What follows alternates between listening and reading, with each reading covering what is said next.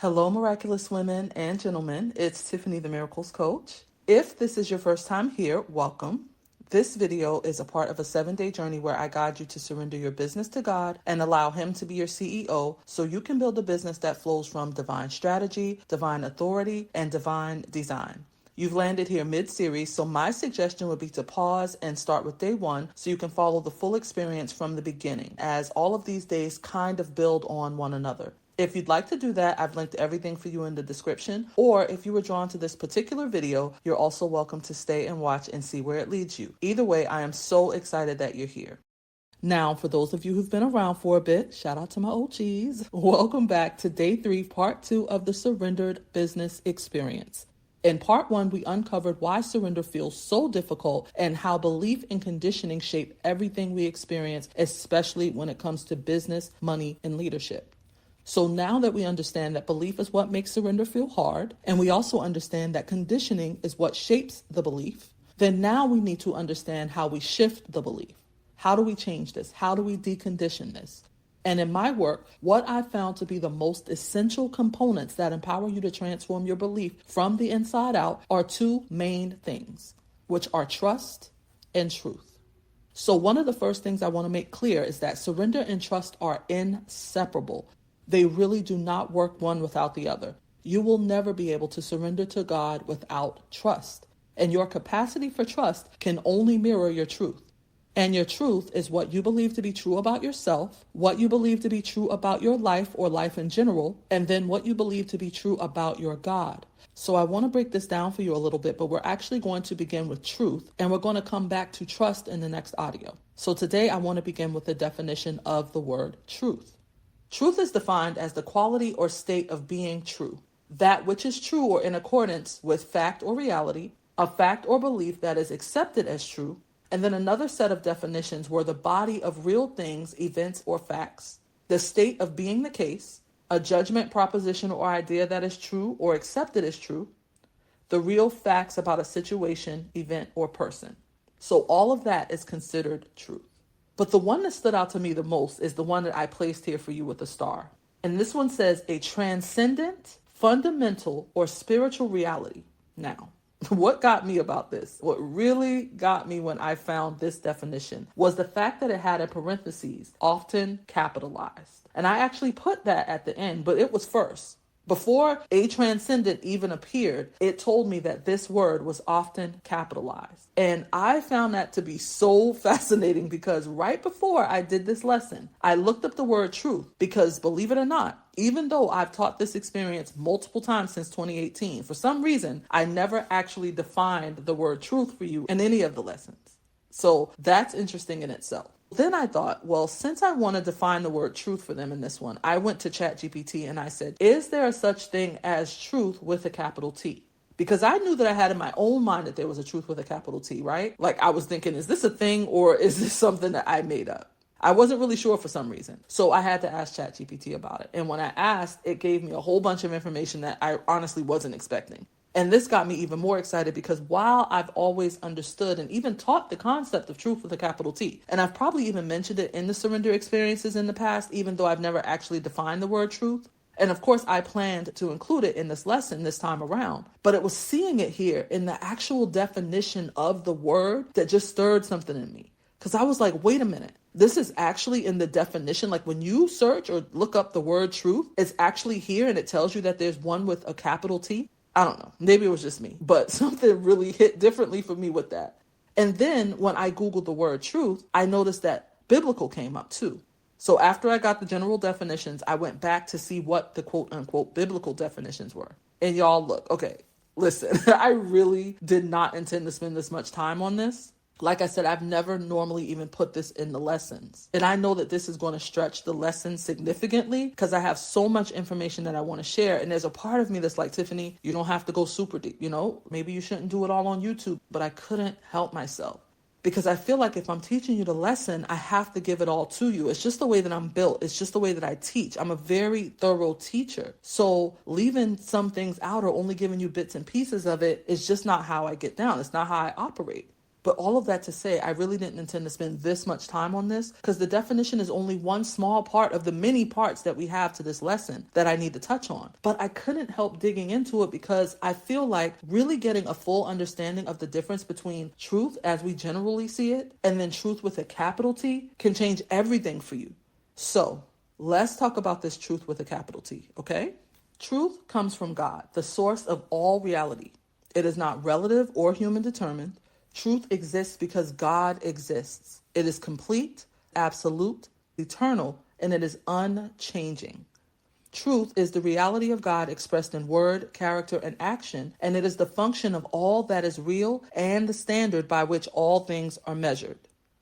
Truth is the way God designed reality to function. It's how he set everything into motion from the beginning. Anything that moves in harmony with that design and in divine order is true. Anything that doesn't steps outside of truth, even if it appears real, quote unquote. Just because something exists in a sense in the world doesn't make it true because it's existing outside of God's reality. Stay with me here. I know that this is a bit deep, but I'm going to bring it back around for you, okay? Truth is more than just facts and appearances. Truth is knowledge of what is right in God's sight rather than man's alone. So I want to say that last part again. Just because something exists in a sense in the world doesn't make it true because when it's existing outside of God's reality, it's not actually true. It's not truth with a capital T, right? Truth is more than just facts and appearances. Truth is knowledge of what is right in God's sight rather than man's sight alone. So when you align with truth with a capital T, you are agreeing with the very nature and essence of God. Truth is unchanging because God is unchanging. It's not moved by circumstances and emotions. It is eternal. That means every time you surrender, you move back into alignment with what God has to say about you. You're stepping into his reality, into his truth. That already includes your provision, your purpose, your peace, and your miracles. So to kind of bring this back around, truth with a lowercase t is perception-based truth. It's what we believe based on our experiences, our conditioning, our fears, our perspectives, those types of things. It may often sound something like, I have to work hard to be provided for, right? I have to work hard to accomplish anything. Things never work out for me. God seems to help others more than he helps me. And all of those other things that we talked about as far as the conditioning, having to work hard and money doesn't grow on trees, all those things. That's what the quote unquote truths of the world sound like. That's what lowercase t truths sound like. And these truths can feel very real because we may have lived evidence of them. Like I have experienced that I have to work hard, or that things don't always work out for me, or they never seem to work out for me, or God seems to help all these other people out here in the world, but he's not helping me. These can be very real, but I do want you to understand that they are just stories. And I always try to be very careful when I explain the difference to you between truth and what's real because it can feel very real. And I understand that. And I don't want to minimize anything that anybody's going through, but I want you to know that they're still stories, okay? They are not actual truth. So let's go back to truth with a capital T. Capital T truth is divine, unchanging, universal truth that comes from God. It is the frequency of reality as God designed and redefines lived experience. Truth with a capital T says, I am a daughter of God. I am deeply loved, fully provided for, and well taken care of. God's will for me is good. His plan is perfect. I am safe in his provision. I am guided in his timing. I am complete in his presence. So in short, capital T truth awakens you to your divinity, your oneness with God. Lowercase truth can keep you in a survival victim type of vibe. And most of us spend our lives operating from truth with a lowercase t, from our conditioning, from all those things that we've been taught, which are really what have evolved into our beliefs over time. It's the version of reality we've decided to just agree with because of what we've seen, heard, felt, or lived. It's the version of reality that is shaped by our experiences, our fears, and our conditioning. It's the truth our nervous system learned and had to use to protect us. It's the truth our mind created to make sense of pain. And one thing about that kind of truth is that it feels real because we've rehearsed it so many times. We've been brainwashed with it. We've been conditioned with it. And it's often served us and may have even helped us to survive some of the most difficult seasons of our journey. But it's not unchangeable. That's the part I really want you to get. It's just familiar. It's just comfortable. It just feels safe because it's what you're used to. But the awesome thing about that is that it's also flexible and malleable, which means it can be unlearned, rewritten, and rewired. And that's what I'm here to help you do. Yeah? Because here's the thing. Just because something feels true doesn't make it truth with a capital T. And we can even take this a step further and say, just because something is factual or even quote unquote real doesn't make it true either. So let's talk about the difference between what's factual, what's true, and what's real or reality. Facts are what's happening currently. The number in your bank account, the client who didn't sign up, the launch that didn't go the way you hoped, okay? Facts. Yes, it's a fact that your bank account might be at whatever number it's at. That's a fact. You decided you wanted to work with a particular client and they didn't sign up. That's a fact. The launch didn't go the way you wanted it to go. Also fact, okay? Facts are neutral though. They describe the moment, but they don't determine the outcome. So just because that's what the case is right at this moment doesn't mean it's going to stay that way or that it even has to stay that way. Okay? And then we move from facts to truth with a lowercase t. That's what you believe to be true about or based on the facts.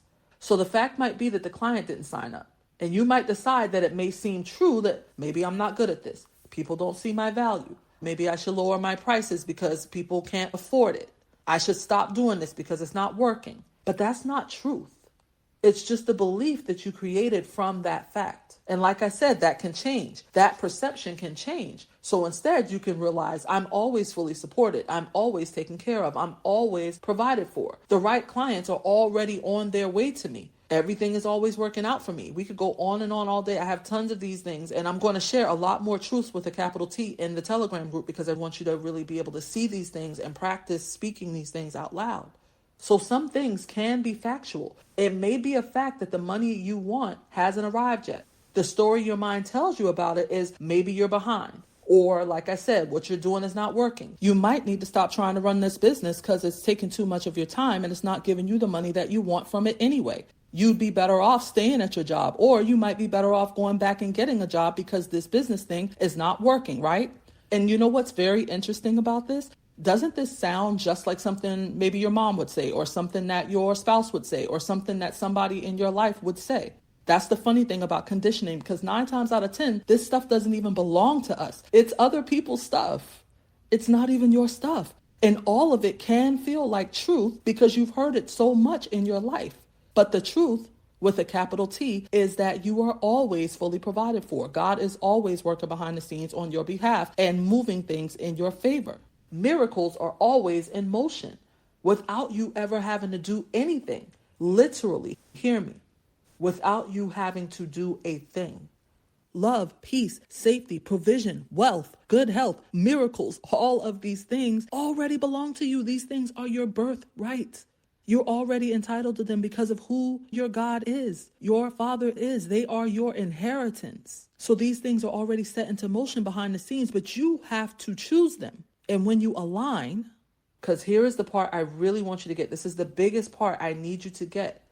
When you align your beliefs with that truth, when you decide that this truth means more, this truth with a capital T, that God is always working behind the scenes on your behalf and that he's always moving things in your favor and that miracles are always in motion. When you decide that you're going to believe that over the facts that you see right now, you'll stop reacting to what's happening in the 3D. And instead, you'll surrender all of that. You'll surrender those thoughts. You'll surrender those beliefs. You'll surrender all of those things that you think are true so you can partner with God and start creating what you actually want to see. Because listen, the moment you align with truth, you already begin to make it real, because what you hold as ultimate truth is what becomes your reality. Let me say that again. The moment you align with truth with a capital T, you begin to make it real, because what you hold as ultimate truth is what becomes your reality. So your belief, your decision to choose truth with a capital T over all of those small t truths or those facts or those things that you feel or think are real, that's what makes the biggest difference. You get to choose what becomes real and what becomes your reality based on what you choose to focus your energy on. Whatever you choose to focus on, think, believe, speak, all of those things, that's what determines the reality. So surrender doesn't mean you just ignore what's happening and you pretend like you're not frustrated, or you pretend like your 3D doesn't really look the way it looks to you, or that you're not happy with it. It doesn't mean any of those things. All of those things can be facts. All of those things can be true. But what is important is recognizing that while the facts may describe what's happening in the current moment, they do not decide what is ultimate truth. They do not decide what is possible. That is the difference. Remember, miracles are simply the shift in perception. So it's not about denying the reality, but with surrender, you are making a decision that will create the ultimate reality. And there's this saying I hear a lot. I'm going to try not to botch it, but it says something to the extent of what you experience today is just a result of yesterday's beliefs. So a lot of times we look at the 3D and we don't like what's happening and we feel like this isn't what I want. But this reality is only a reflection of what you were thinking before, your old thoughts. When you start to think new thoughts, you can shift the reality. When you start aligning with capital T truth, the reality begins to shift. It does happen immediately behind the scenes, but you can't see it yet. And that's where your faith comes in, because you just have to trust it. Just like what I was saying about the hot water. The cold water has to run through the pipes first. So you're never assuming that when you turn on the hot water, that the hot water is never going to come. You know it's coming. So, we might get a little annoyed. We might be standing there waiting for a moment. But at the end of the day, we know the water is going to turn hot. It's the same exact thing. You trust in the fact that this water is going to turn hot. It works the same way with everything else in your life. So basically, all of that stuff that you had living in your system and the things that you were doing and speaking and the ways that you were thinking and acting and believing and being, those things have to flush out. They have to run out just like the cold water. And then as you start to lean into the new beliefs and you decide that you're going to allow things to be different by thinking, speaking, and believing something different, that's what creates the reality going forward. And that is what makes the hot water begin to flow. So with surrender, you're making a decision that creates the ultimate reality. Facts shift, beliefs evolve, but truth with a capital T is constant. And when you choose to stay rooted in that truth, the facts in the 3D have no choice but to catch up and reflect back to you what you now believe is true. And this is always happening, by the way. Your 3D reality, what's happening in your life, is always only reflecting back to you those beliefs that you assume as truth. And when you choose to assume something different, that's when reality will start reflecting back to you what you're actually wanting to see. Okay? So I've shared a few capital T truths with you already, but there are two main truths that I really want to make sure that we anchor into. And the first truth that we want to anchor into is this: God is the one true source of all supply, and the supply is truly unlimited. God is the one true source of all supply, and the supply is truly unlimited.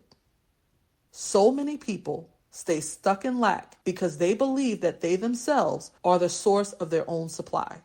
And I get why this happens, especially for women. Because when I look around my world, when I'm on social media or whatever I'm doing, because it's pretty much a universal thing now that I'm seeing everywhere, whatever I watch on TV, people I'm around in general, all of those things.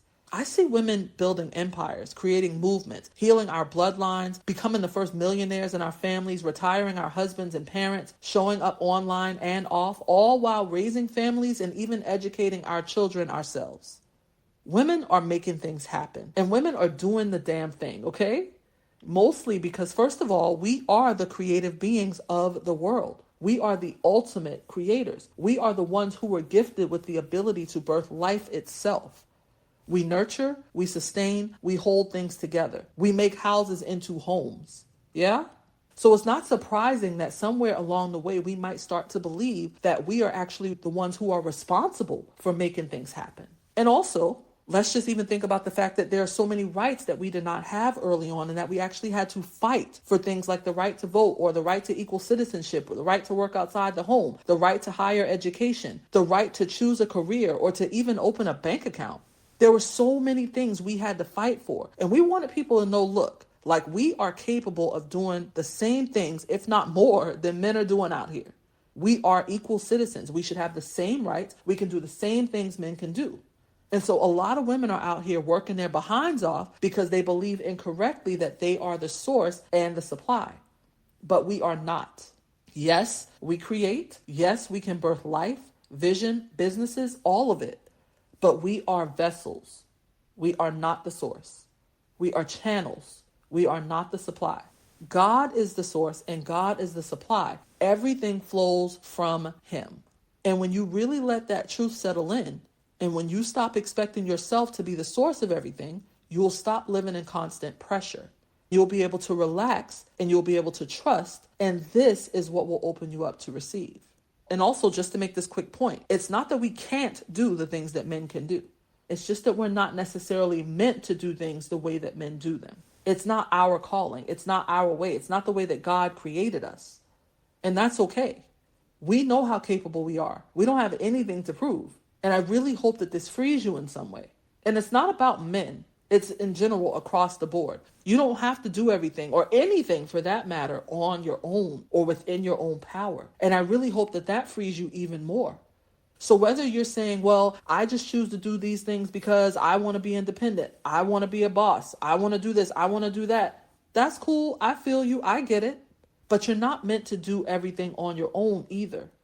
And you receive better. You open yourself to receive more when you let go, because the weight shifts and it goes from you trying to carry everything on your own to letting God carry you. And that is what changes everything. What I want you to understand is that the supply exists outside of any human being, including you or anyone else. The supply originates with God and flows through you and through other people. And that's an amazing thing, by the way, because if we were the source, or other people were the source, and you had to depend on a person or yourself in every scenario when you needed something, that would suck. I mean, people are limited. They are not God. So those resources that you're depending on people for would be limited. But since God is the source, then that makes the supply unlimited. So why would I want to depend on limited resources when I can depend on the source of all things, the unlimited supply? Let's really think about that, because that is the distinction that most people miss. God is the source. People are merely channels. And yes, God can use people to deliver what only exists in him. So he can move through them, but nothing originates with them. Nothing originates outside of him. And it's the same thing I mean when I say you are the portal, because I always say you are the miracle, you are the catalyst, you are the power, you are the portal. But that doesn't make you the source. When you avail yourself to God, then he can use you and work through you as the portal. So yeah, you actually do play a major part in this, because your riches and your blessings flow through you primarily. Your thoughts, your words, your actions, your identity, who you are being, all of that matters. But God is still the source. And when you're surrendered and you're in trust and you're in truth, then you are aligned with God. And now he can move through you as the channel and as the portal. And he can use any channel, which could be your work. It could be clients. He can use your relationships. He can even use unexpected situations and people and things and all of that. He can use whatever channels he chooses. So your job, and your only job really, is alignment. His job is supplying the need. And this is why we have to release attachment to specific outcomes and timelines or any particular person or entity or situation or solution being the source or the way. Because when you think these external things are the source, you give them the power. And then you put unnecessary pressure on yourself and on other people and all of these external factors when your focus and your dependency should be on God. And understanding that on a really deep level is when you can stop the pressure and the striving and trying to do all the things and trying to figure everything out on your own. You stop obsessing over how things come, which means you stop obsessing over the how in general. Oh my God, that is such a big one. And I have a whole lesson on day 7 just about the how and how to release the how, because this is where people get hung up the most. But when you are able to release the how, you stop needing things to show up only through your work or only through your efforts or only through your offers or through any one specific path. And then most importantly, you release your judgment about the channels, because we do judge the channels. I'm also guilty of this, okay? For example, I manifest money through my husband all of the time. Now, this is not a bad thing, obviously. It's my husband. But when I was only a stay-at-home mom and I hadn't started my business and all of that yet, manifesting through my husband was more acceptable, right? It was easy. It made sense. It's honestly just the path of least resistance. Everything on my vision board or that I set an intention for came through him. And that's cool. I love that my husband gets paid well. I love that I don't have to work and I have the freedom to be fully present for my family and all of that. I never take any of that for granted. And I tell God on the daily how grateful I am for that. However, as a business owner, it also would be nice sometimes to see money flowing through my business. And there was a point early on in my business where even though I had a business, the money would be minimal while the overflow was still coming through my husband. Now, like I said, this shouldn't be a bad thing because the money's coming. But I judged that for a really long time because it made me feel like something was wrong with me.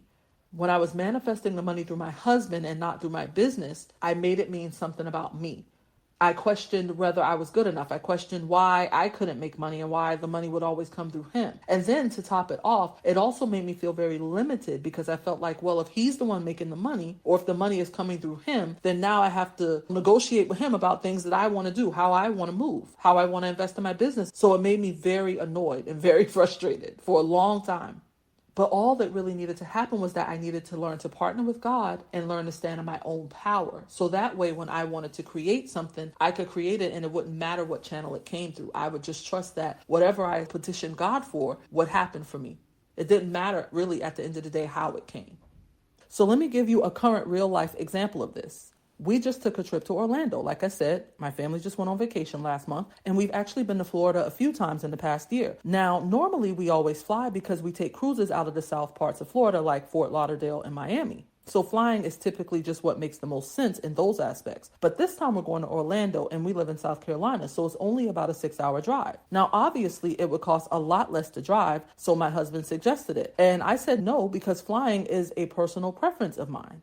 And the thing is that I know it's his personal preference as well. So let me preface it with that. Also, let me add that my husband's also a little bougie. So he prefers to fly first class when we do fly. So let me just put all of that out there so you get the full perspective of what's going on.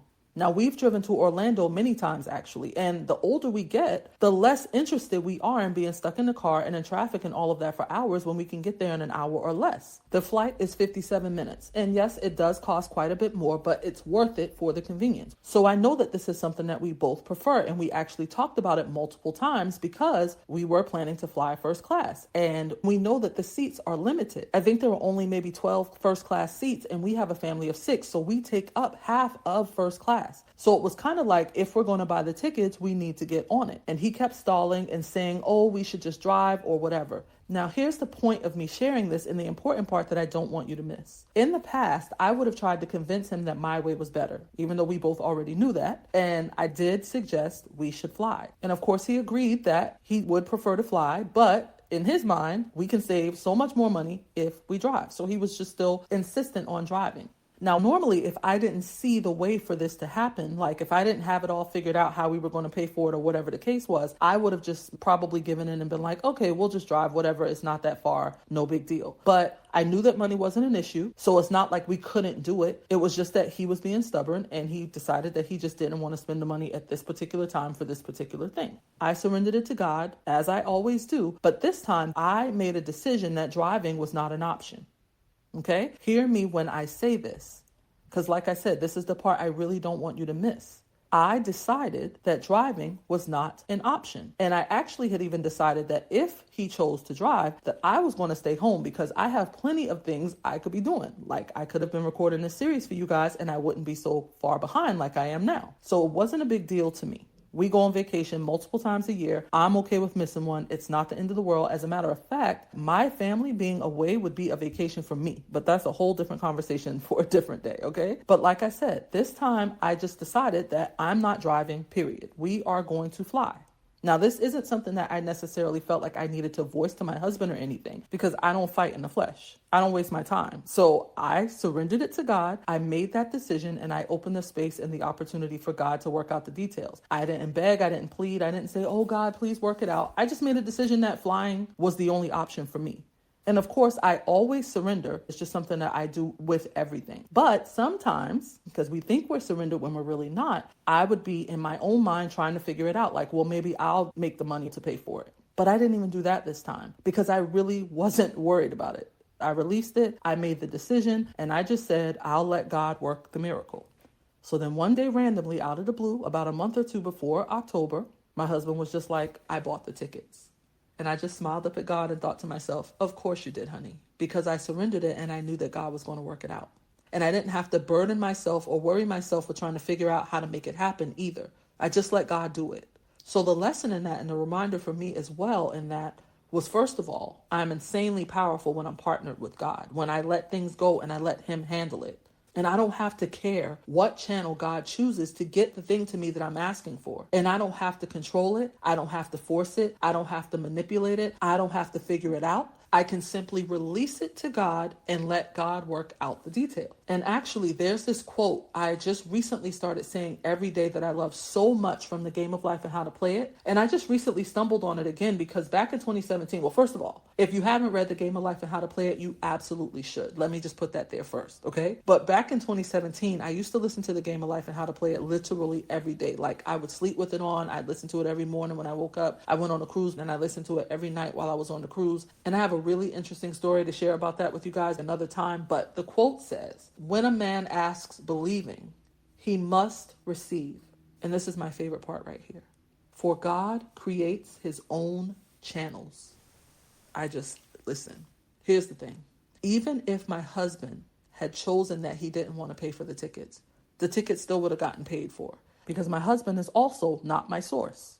And I really want y'all to see this because this is a very first world thing, right? Like this is not some kind of big issue, dire need, anything like that. It wasn't a big deal, but it was a personal preference of mine. And like I said, his as well. I really wanted to fly. And I really want to make that point too, because I want you to understand that this doesn't only work with needs. It could be something as simple as me wanting to fly and choosing to fly first class. I made a choice and you can make the same type of choices and you can allow God to work out the details for you. You don't have to understand or know how every little thing is going to work out for it to work out. It doesn't have to be a need also, because I know a lot of people think, oh, you can do that with needs. I know God provides all my needs. That's what the Bible says. Yes, it does. But God can also provide your desires as well. God can get money or anything you ask for to you in more ways than you could ever even imagine.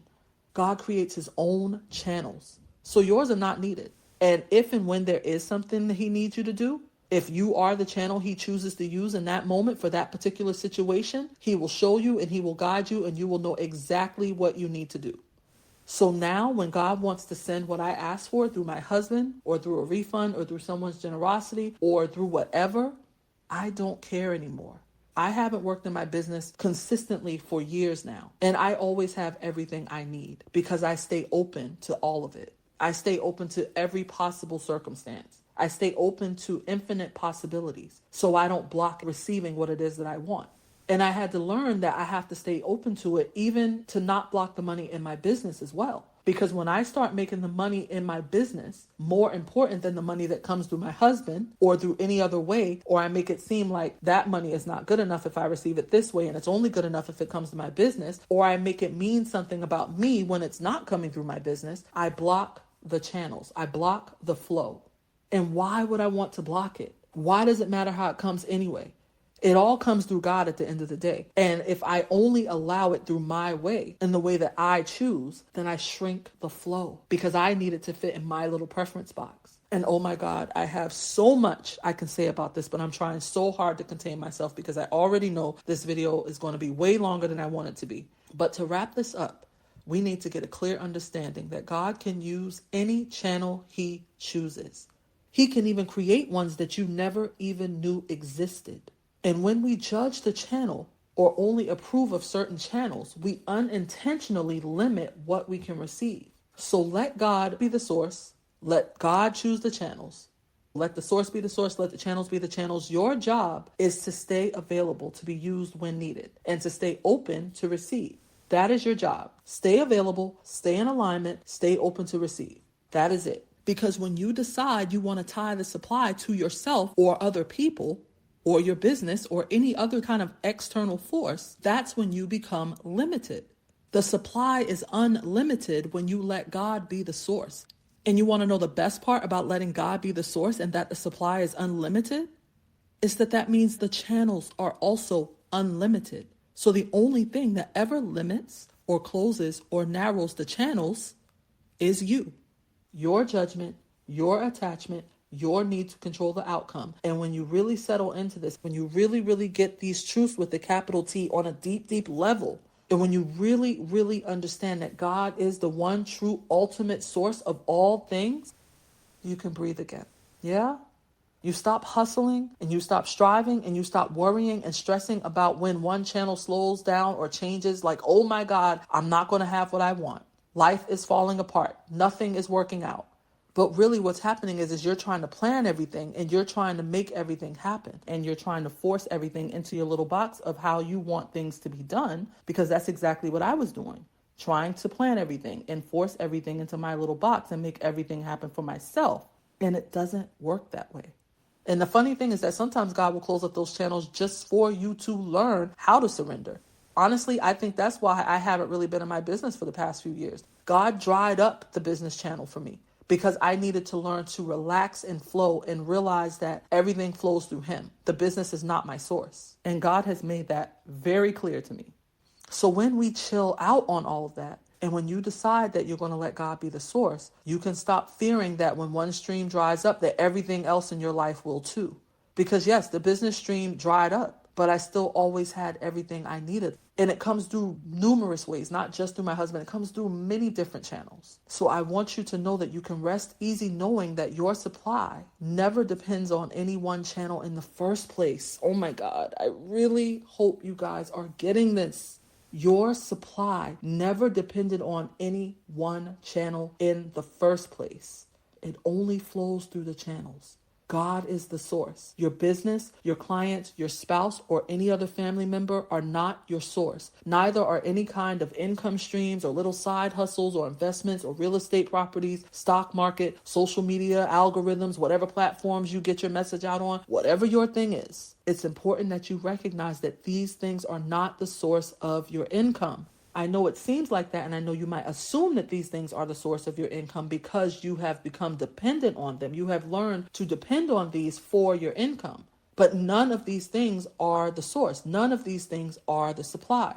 God is the only source of the income. He is the only supply. And as much as you think you're doing, or your job is doing, or however much money you make in your business, or whatever the case is, it doesn't really matter because none of it would be happening unless God is allowing it anyway.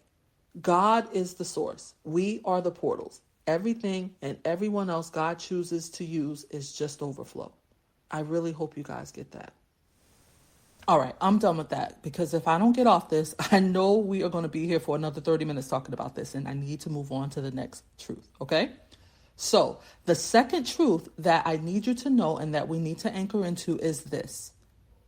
You are never, ever alone because you are one with this source of all things. You are never, ever alone because you are one with this source of all things. You and God are one. There is no separation between you and God ever. There's a scripture that says something to the effect, I'm paraphrasing, but I'll put the scripture on the screen for you because I don't always know exactly which one I'm referencing at the time. But neither height, nor depth, nor principalities, nor all of these different things, none of it could ever separate you from God, from the love of God. Like we are one with God at all times. You are surrounded by and connected to this extraordinary force of love and grace and peace and everything that you could ever need or imagine that is good. And He is standing by, waiting to help you at all times and wants you to have what you want to have more than you want it for yourself. And just because you may not see Him or feel His presence with you in every single moment of every single day, just because you feel like you're alone sometimes, or you may even feel let down at times, or maybe you felt that way in the past, or you may have even felt betrayed at certain times, that does not mean that God is not present. God is ever present. So no matter how you feel, it doesn't mean that God is not always on your side and always has your back 100% of the time, in every moment, always and in all ways. God is not just around you or just watching over you. He's not something in the heavens or in the sky that's just somewhere out there watching over you. He is in you. His spirit dwells in your body. His breath is in your lungs. His presence fills every fiber of your being. So there's no way that you could ever, it's not even possible for you to ever be alone. You are never without access to infinite wisdom, provision, guidance, support, comfort, creativity, or strength because you are never without God. I record affirmations a lot, and it was just something that I actually started recently saying. There's never a problem that I don't have the solution to because God is the solution. And because God and I are one, that means I am the solution. You are always the solution because God is always with you, always present, always available to support you in everything you're doing. Acts 17:28 says, "For in him we live and move and have our being, for we are also his offspring." So what's interesting about this scripture is that I heard it quoted back in maybe 2010 by Wayne Dyer. It was either something I was listening to or something I was reading. And I think around that time I also heard Oprah reference it. And this was during the time that I was in a season of deep depression that I talked about in one of my previous videos. And I also found myself during that time while I was in that state of depression that I was also in a deep state of inertia. So I wasn't moving, I wasn't doing anything. I just couldn't find the energy, the motivation, the inspiration to do anything. But that quote that I saw was, "It is in you that I live and move and have my being. I am a being of movement. I am your offspring." And that really touched me in that moment. So I started including that in my daily prayers to remind myself that I am of God. I am a being of movement, just like God, that I am his offspring. So here Paul is reminding us that God is never, ever far away or hard to reach. He is ever present, always near, closer than your next breath or heartbeat.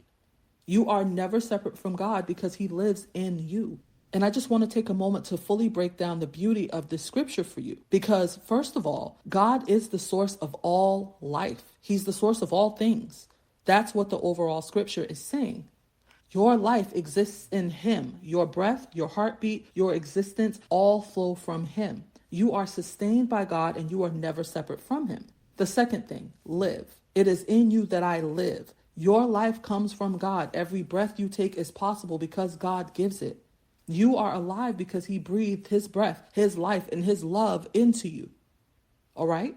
Number 3, move. So it is in you that I live and move. So your actions, your abilities are powered by God. Your strength, your movement, creativity, your voice, ability to act or choose, all of it is sustained by God's presence.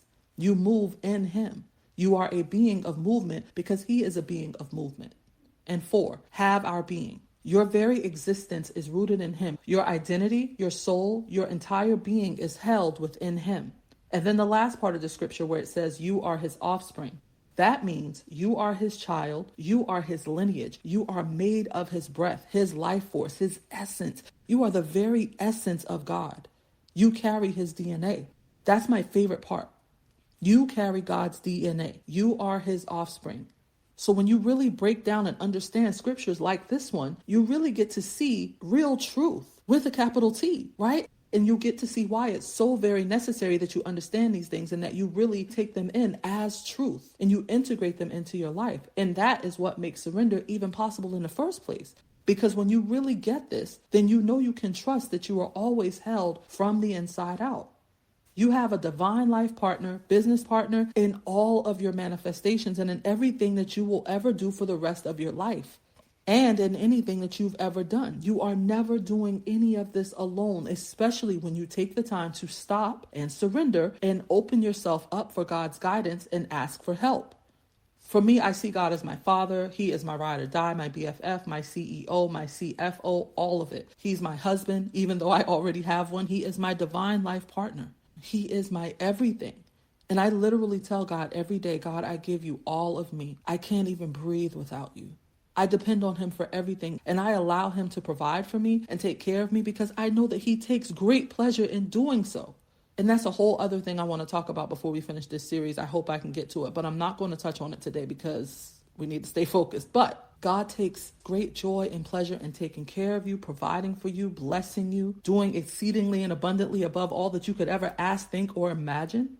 And another scripture I really, really love is Matthew 6:25. I won't give you all of it because it's a really long scripture, but I did put it on the screen for you. I'm just going to kind of paraphrase it. And what it's saying is that if I'm taking care of all of these animals and the flowers, and they don't even have to think twice about how they're going to eat or clothe themselves every day, then what makes you think that I wouldn't be taking care of you? Aren't you more valuable than them? How much more do you think God would take care of you? So you have to see the truth, capital T truth, of who God truly is. You have to know who you are and who you belong to. You have to know who your daddy is. You know what I'm saying? You have to know what your truth is about you, about your life, about your God. So you can know and trust that you are always divinely loved, guided, supported, provided for, and well taken care of. God is always with you, around you, beside you, within you. He is in you. You and God are one. So your job is not to be worrying about the hows of everything. We spend so much time focused on how all of these little things are going to be happening, all these little day-to-day things that we go through, like whatever little situations you have, or even big things like your life's purpose and the business that you're building. You know you have a calling on your life and you want to start something, or you're trying to grow something, whatever it is that you've been called to do, but it's not your job to worry about the hows of all of those things. It's not your job to figure it out. Your job, your work, your practice is to cultivate a deep, intimate relationship and co-creative partnership with God. To spend time with him every day, connecting, surrendering, partnering with him, and learning to trust him more than what you see with your own two eyes in your 3D reality. No matter what is happening, no matter what your ego is saying, no matter what that voice inside your head that always has something to say is talking about. That is faith. When you care more about what God is saying, when you choose that you're going to believe truth with a capital T, that is faith. Okay? So in the next audio, we are going to talk about faith and trust, because these two things, along with truth, I call it the trifecta, right? These things are what is necessary to make surrender effortless. And I know that it's going to make such a huge difference for you when you get to the end of all of this. So I am so excited for you. I cannot wait to be back with you again. And as always, I want to say, if you made it this far, thank you so much for being here. I would love to know your thoughts about today's lesson. Please comment and let me know, share with me, share with us your experience. And of course, if you have any other questions, hang-ups, anything you don't understand, please do not hesitate to ask and I will be happy to answer. Also, if you want the full experience, come join us over in the free Telegram group. It is going to change everything for you when it comes to these lessons, and it's going to anchor everything in so much more for you. And lastly, I definitely appreciate it if you'd like, subscribe, and hit that little notification bell so you can be notified when I drop the next video. Thank you so much for watching. Have a beautiful, extraordinary, miraculous rest of your day wherever you are in the world, and I will talk to you again very soon. Mwah. Lots of love and miracles.